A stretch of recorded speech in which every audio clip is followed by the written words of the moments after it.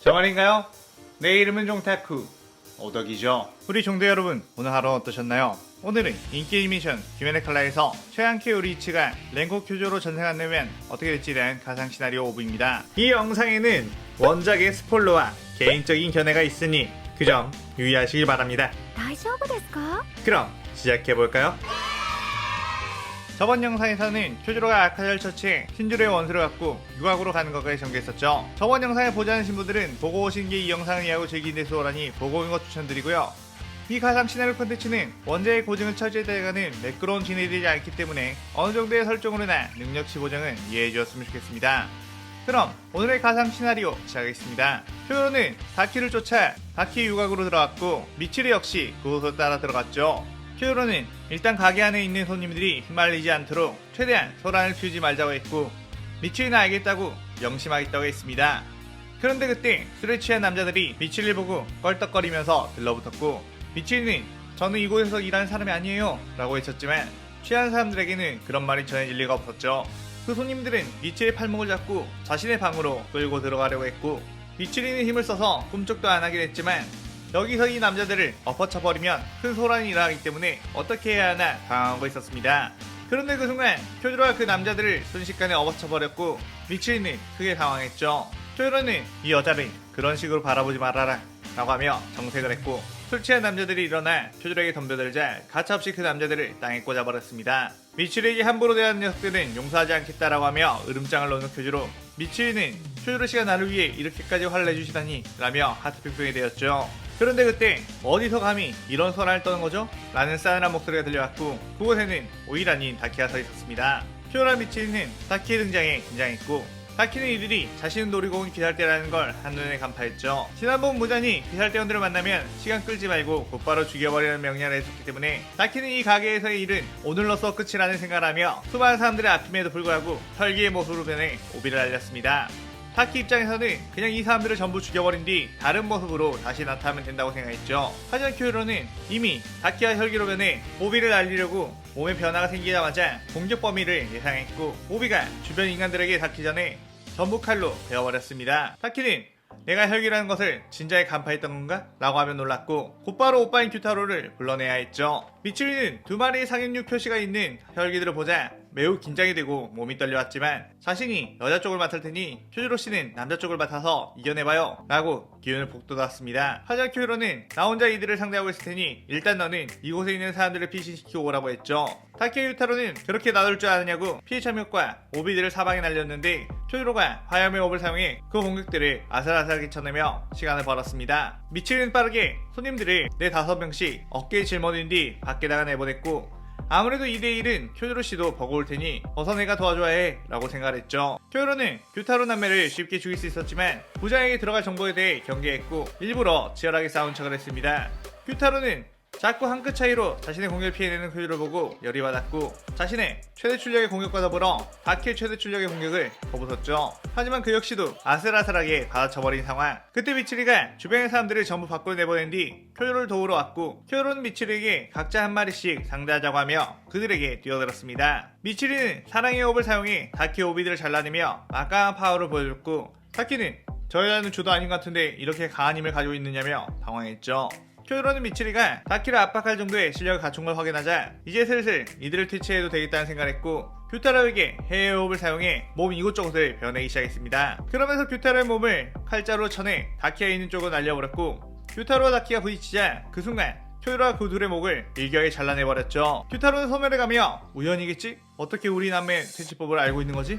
사실 이 녀석 언제라도 우리 한 번에 죽일 수 있었던 거 아니야? 라고 생각을 했지만 이미 자신들은 퇴치당한 상태이니 아무것도 할 수 없었습니다. 쿄조로는 그들의 피를 담은 뒤 그대로 다시 별장으로 돌아갔고 타마요는 그 다음 임무로 상현호 교쿠와 상현사 한텐구가 있는 곳을 알려줬죠.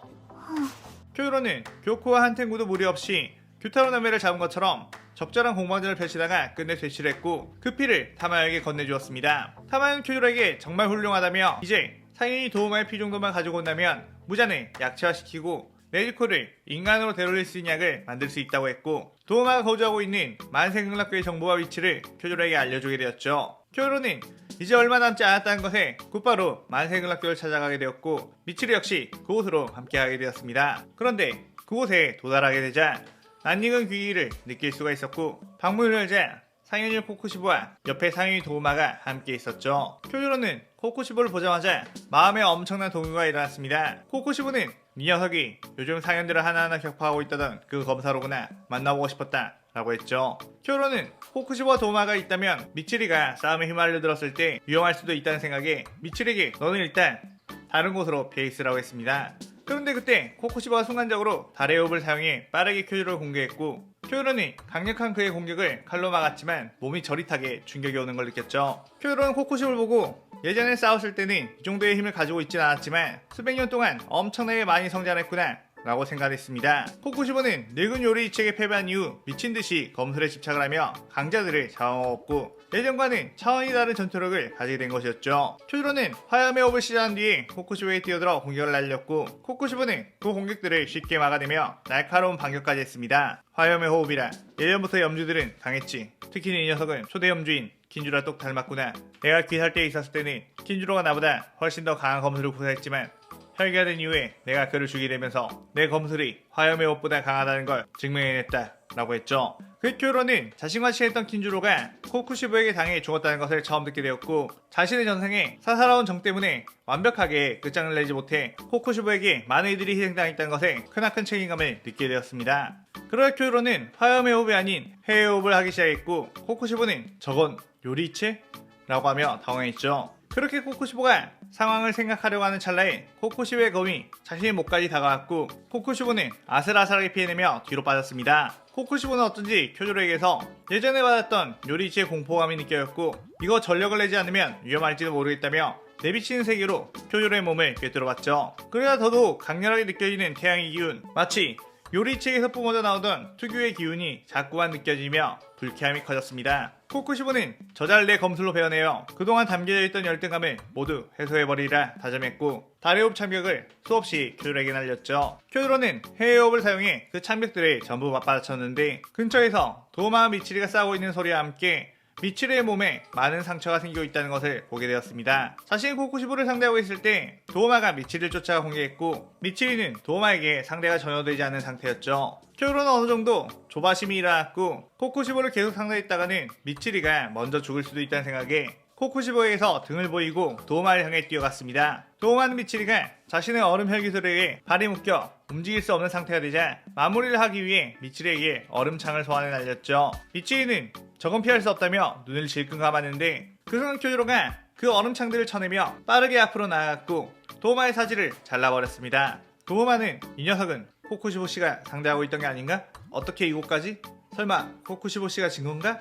라고 생각했지만 쿄조로의 뒤쪽을 보니 코쿠시보는 건재하며 뛰어오고 있는 게 보였죠.